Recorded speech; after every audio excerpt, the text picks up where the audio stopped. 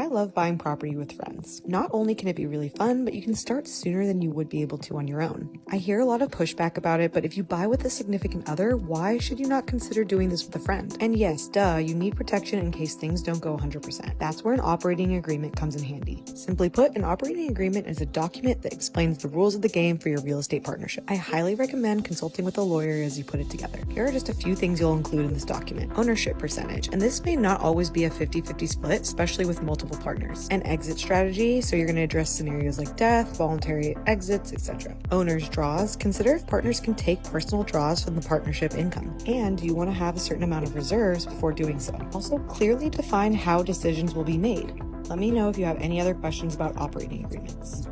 Since 2021, I've bought 3 houses, but I didn't do it alone.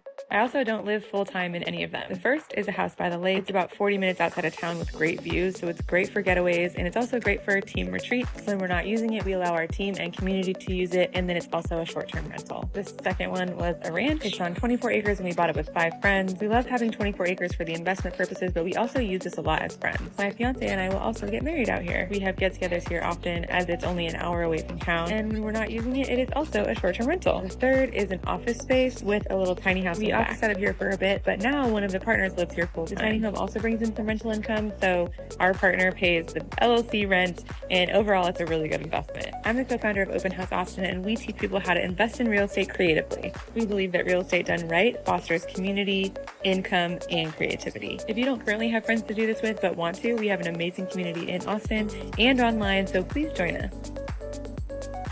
If you and your friend are trying to buy a house together, you need to each know what you're bringing to the table. Do either of you have any experience with buying a house or real estate? Is one of you scrappy or handy? Or maybe one of you have good project management skills? Are you both bringing in equal amounts of cash? Are you both going to apply for the mortgage, or just one of you? Maybe only one of you has a W-2 job. How will you divide up your time? Who has more time to spare to meet with a realtor or contractors, etc.? If you're a little lost about anything I just mentioned, but still want to look into this strategy, no worries. We have so much information on this. I bought a house when I was 24. Here's how it changed my life, and here's why I think you should do the same thing. I was a teacher, and my rent kept getting raised. The feeling of not having control when you don't have that much money is not a good feeling. I was already living with roommates, and so I decided to buy a house and have a roommate pay half of my mortgage. We ended up both paying less than what rent would have cost, so it was a win-win. I wasn't planning on doing any of this real estate stuff, so that house only had 2 bedrooms.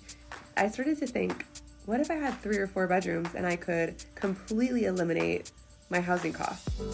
I'm 34. Since I was 25, my housing cost has been 0 because through charging reasonable rent, I have completely eliminated it, thus increasing my savings and investing rate.